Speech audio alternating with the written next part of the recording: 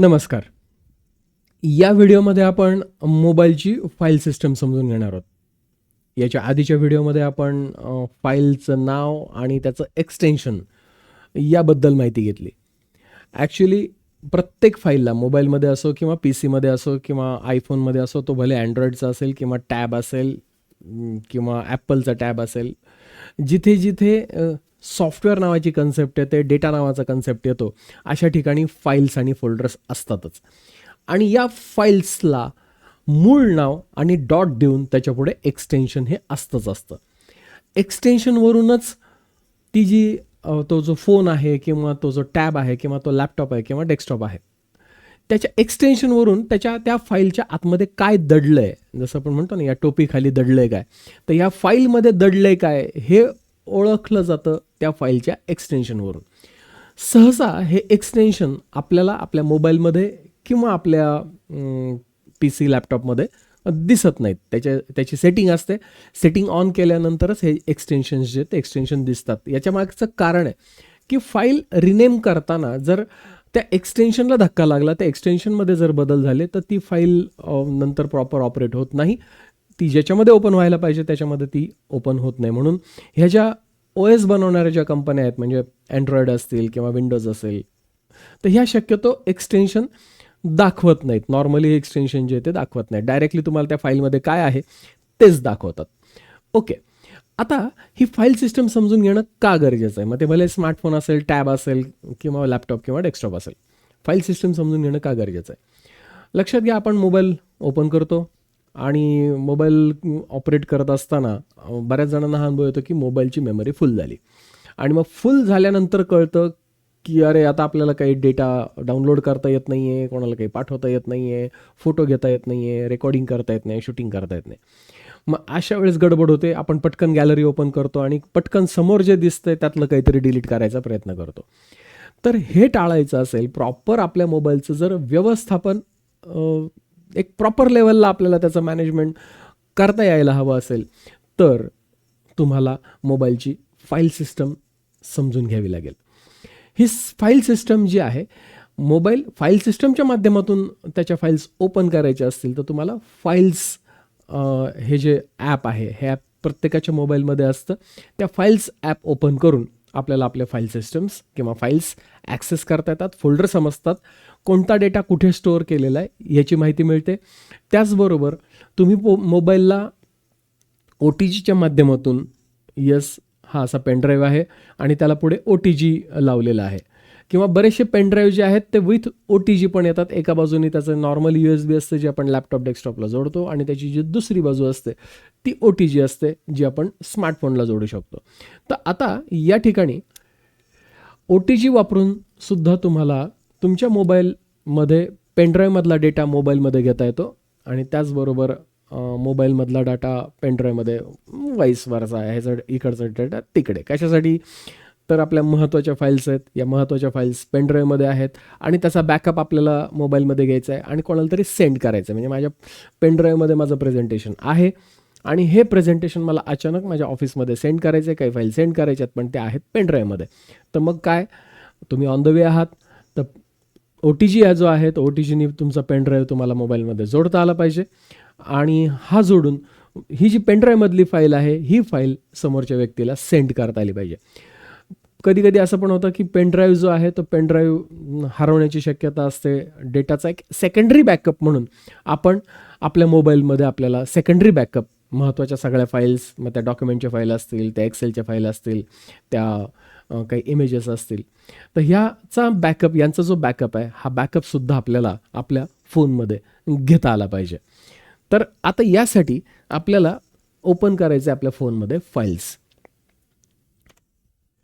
Files जे option आहे पहा, इथे ॲपच्या स्वरूपात माझ्यासमोर आहे आणि मी फाईल्स जे आहे ते फाईल इथे ओपन करतोय.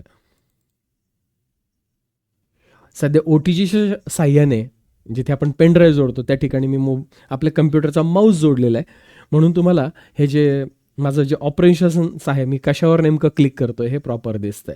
तर माऊसच्या साह्याने मी इथे ऑपरेट करतोय. लक्षात घ्या, फाईल्स ओपन केल्यानंतर याच्यामध्ये downloads, image, video, audio, documents, apps हे सॉर्टेड कॅटेगरीमध्ये दिसतं. म्हणजे उदाहरणार्थ आपण इमेजला ओपन केलं, तर इमेजमधला ओपन केल्यानंतर आपल्या मोबाईलमध्ये असलेले जे इमेजेस आहेत त्याच्या साईजसह ती इमेज आपल्याला इथे दिसते. मी उदाहरणार्थ ही इमेज ओपन केली. आता ही इमेजला पुढे काय करू शकतो, तर ह्या सगळ्या गोष्टी आपल्याला माहिती आहेत. ह्याला शेअर, वरच्या बाजूला शेअरचं ऑप्शन आहे, याला स्टार करून ठेवू शकतो. याला एडिट करायचं असेल या इमेजला तर इथून एडिट करता येतं, किंवा व्हॉट्सअपला किंवा फेसबुकला कुठे त्याला शेअर करता येतं. पण एक सगळ्यात महत्त्वाची गोष्ट जी आपण कदाचित पाहिलेली नसेल ती म्हणजे महत्त्वाची म्हणजे ह्या 3 डॉटला क्लिक करायचं. 3 डॉटला क्लिक केल्यानंतर पहा इथे फाईल इन्फो नावाचा ऑप्शन आहे. या फाईल इन्फोवर आपल्याला कळतं की ह्या फाईलचं एक्झॅक्ट लोकेशन काय आहे. याचं लोकेशन आहे स्टोरेज इम्युलेटेड 0 अँड्रॉइड मीडिया, त्याच्यानंतर com.whatsapp.w4b WhatsApp business media dot. त्या कॅमेऱ्याची काय सेटिंग होती, डायमेन्शन त्याचे काय आहे, रिझोल्युशन काय आहे, कोणत्या तारखेला हा फोटो घेतला गेलेला आहे, ही सगळे डिटेल्स आले. पण आपल्याला जी महत्त्वाची इन्फॉर्मेशन आपल्याला गरजेची आहे, पाहून घेणं गरजेचं आहे, ते म्हणजे ह्याचं एक्झॅक्ट लोकेशन काय आहे. येस, आता यातून मी बॅक येतोय. बॅक, हे जे इमेजेस आहेत इथे सॉर्टेड केल्यामुळे झालं आहे काय, की इथे आपल्याला त्याने किती जागा घेतली हे दिसतं. म्हणजे ॲप्सनी माझी 38 GB जागा घेतली. ह्या ॲप्समध्ये जाऊन अनवॉन्टेड ॲप्स मी डिलीट करू शकतो. डॉक्युमेंट्सनी माझी 482 MB जागा घेतली आहे. व्हिडिओजनी 5.3 GB जागा घेतलेली आहे. आपल्या मोबाईलमध्ये जर सगळ्यात जास्त जागा जर कोण कन्झ्युम करत असेल तर ते असतात व्हिडिओला सगळ्यात जास्त जागा लागते. त्या खालोखाल ॲप्सला लागते. ॲप्स स्वतः इन्स्टॉल होतात, पण त्याबरोबर त्यांचा ॲडिशनल डेटा ते डाउनलोड करतात. म्हणजे उदाहरणार्थ फेसबुक आहे.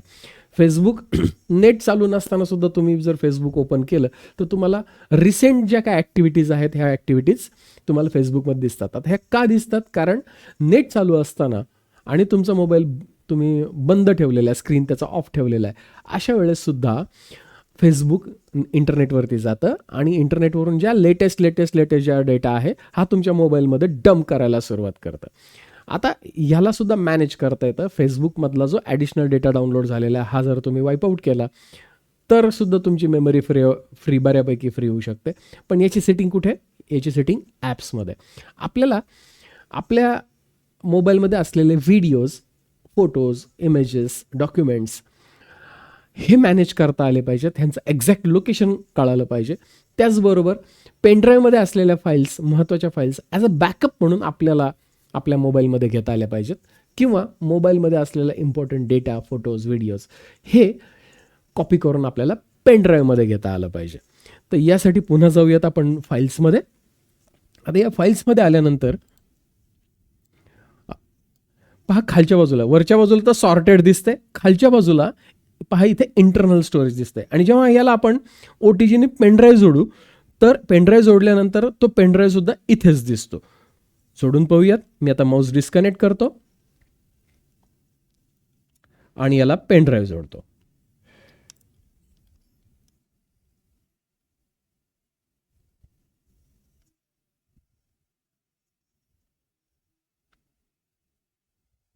पहा मेसेज आलेला आहे, USB इज नाऊ अवेलेबल.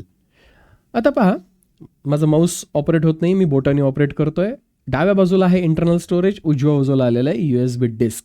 या USB डिस्कला मी जर ओपन केलं तर त्या पेनड्राईव्हमध्ये काय काय आहे हे मला या ठिकाणी दिसतंय. माझे वेगवेगळे फोल्डर्स या ठिकाणी दिसत आहेत आणि त्यांना क्लिक करून मी माझा डेटा ओपन करू शकतो. बॅक आलो आहे आणि पहा इथं इंटरनल स्टोरेज दिसतंय.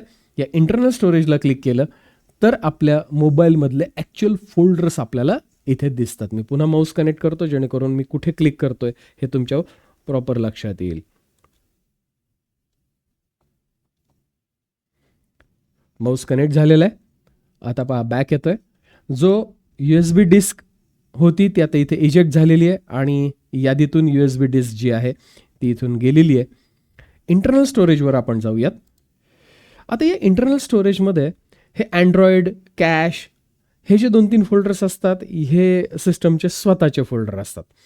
DSIM हे जे फोल्डर असतं या फोल्डरमध्ये आपण जे मोबाईलमध्ये जे व्हिडिओ शूट करतो, फोटो काढतो तर ते इथे DSIM नावाच्या फोल्डरमध्ये दिसतात. या DSIMमध्ये तुम्हाला कॅमेरा नावाचं फोल्डर दिसेल आणि ह्या कॅमेऱ्यामध्ये आपण जे लेटेस्ट फोटो काढलेले आहेत हे फोटो आपल्याला इथे दिसतील. फोटोज, व्हिडिओज, हा डेटा तुम्ही पुन्हा स्क्रॉल करून तुमच्या फोनमध्ये तुम्ही चेकआउट करू शकतात.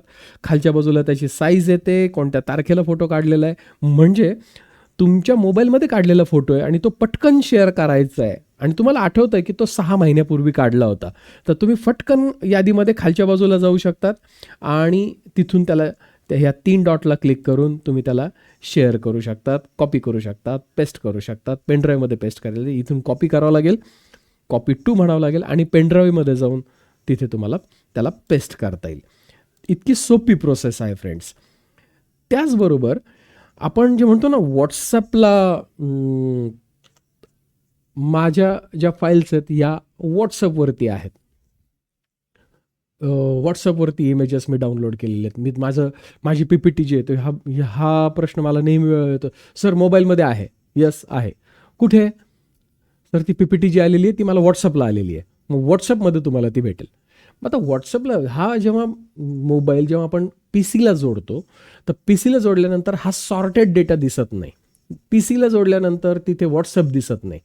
मग इथे तुम्हाला डेटा एक्झॅक्टली आहे कुठे तुमच्या मोबाईलमध्ये. ओके, तर हा डेटा तुम्हाला पाहायचा असेल तर त्यासाठी आपल्याला आपल्या फाईल्सचाच आधार घ्यावा लागतो आणि आपलं लोकेशन एक्झॅक्टली माहिती असणं, आपल्या फाईल्सचं लोकेशन एक्झॅक्टली माहिती असणं नितांत गरजेचं आहे. इथे फाईल्स ओपन आहे. आपण आठवत आहे, आपण त्या इमेज ही जी होती या इमेजचं लोकेशन पाहिलं होतं. सिलेक्ट आणि हिचं 3 डॉटला क्लिक करून याचं लोकेशन फाईल इन्फोमध्ये जाऊन आपण याचं लोकेशन पाहिलं होतं. androidmedia.com व्हॉट्सॲपचीच फाईल आहे ही आणि व्हॉट्सॲप बिझनेसमधली ही फाईल आहे. ओके, मग आता कुठे आहे? मीडियामध्ये. मग आपल्याला जावं लागेल इंटरनल स्टोरेज, याच्यामध्ये अँड्रॉइडमध्ये पहा, इथं मीडिया दिसायला एकच फोल्डर दिसलं, त्याच्यामध्ये 3 फोल्डर दिसत आहेत मीडिया, पण ॲक्च्युअल आपला सगळा इमेजेस, डाटा, व्हिडिओज हे सगळं या फोल्डरमध्ये लपलेलं आहे. मी मीडियाला ओपन करतो आहे.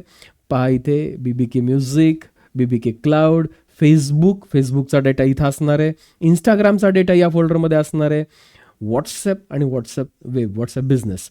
तर या माझ्याकडे 2 व्हॉट्सॲप आहे माझ्या मोबाईलमध्ये, एक बिझनेस व्हॉट्सॲप आहे आणि एक रेग्युलर व्हॉट्सॲप आहे. तर माझ्या ज्या फाईल आहेत ते याच्यात असणार आहेत. मी याला ओपन केलं, व्हॉट्सॲप बिझनेस, त्याच्यामध्ये पुन्हा मीडिया, त्याच्यामध्ये व्हॉट्सॲप बिझनेस, ऑडिओ, इथे डॉक्युमेंट, आपले जे PPTs असतात त्या PPTs इथे येतात. PDF PPT ज्या आहेत त्या सगळ्या इथे येतात. कशात? डॉक्युमेंट्समध्ये येतात. त्याच्यानंतर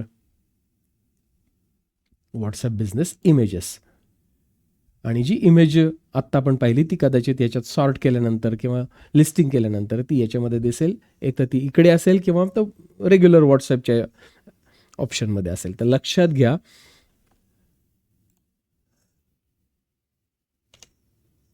ज्या फाईल्स आपल्याला गॅलरीमध्ये दिसतात, आपला मोबाईल ओपन केला आणि त्याच्या गॅलरीमध्ये दिसतात, ह्या फाईल्स कुठून आलेल्या असू शकतात? ह्या व्हॉट्सअपमधून आलेल्या असतात, या फोटो कॅमेराच्या, तुम्ही कॅमेरा ॲप घेतलेले त्याच्यातून काढलेले फोटो तिथे दिसत असतात, सगळं तिथंच दिसत असतं. हे पाहणं काही वाईट नाही, पटकन तिथून ॲक्सेस आपल्याला करता येतं. कशासाठी बनवलं आहे? की जे टेक सेव्ही नाही आहेत अशांसाठी जे मोबाईल पटकन वापरता यावं यासाठी.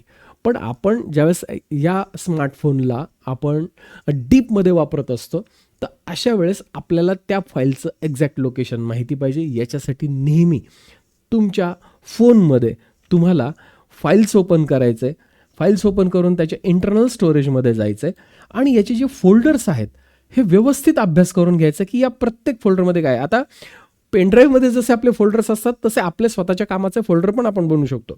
आता मी काय केलेलं आहे, माझे कराओके, मी गाण्याचा मला छंद आहे, तर माझ्या मोबाईलमध्ये मी कराओके ओके नावाचा एक फोल्डर बनवलेलं आहे आणि या कराओके ओकेला ओपन केल्यानंतर माझे जे आवडीचे कराओके आहेत ज्याच्यावर मला गाणं गाता येतात असे गाणे मी डायरेक्टली इथे कॉपी करून ठेवलेले आहेत. म्हणजे आता कुणीतरी मला व्हॉट्सअपला पाठवेल आणि मग ते मी शोधत बसेल आणि गॅलरीत जायची मला गरज नाही, मी डायरेक्ट इथे ठेवलेले आहेत. मला आता हे जर पेनड्राईव्हमध्ये कॉपी करायचे असतील, म्हणजे माझ्या मोबाईलमध्ये हे फोल्डर आहे आणि मला पेनड्राईव्हमध्ये काय कॉपी करायचं किंवा व्हाईस वर्सा करायचं असेल तर मी इथे या 3 डॉटला क्लिक करणार आणि त्याच्यानंतर इथे म्हणणार कॉपी टू म्हटल्यानंतर आता नवीन लोकेशन जे आहे त्याच्यात मला यावं लागेल. कुठे टाकायचं आहे मला, माझा पेनड्राईव्ह इथे दिसेल आणि मग त्या जागेवरती जाऊन उदाहरणार्थ हे फोल्डर ओपन केलं, इथे मला या डिसिममध्ये नेऊन टाकायचं आहे आणि मग इथे मी आता याला पेस्ट करू शकतो. याचं प्रत्यक्ष जे प्रॅक्टिकल आहे हे तुम्ही करून पहा कशा पद्धतीने तुम्हाला एका फोल्डरमधला डेटा दुसऱ्या फोल्डरमध्ये, एका ड्राईव्हमधला डेटा दुसऱ्या ड्राईव्हमध्ये कॉपी पेस्ट करता आला पाहिजे, त्याला रिनेम करता आलं पाहिजे, अनवॉन्टेड असेल तर त्याला डिलीट करता आलं पाहिजे. अशा पद्धतीने आपल्या मोबाईलची जी फाईल सिस्टम आहे ती फाईल सिस्टम काम करते.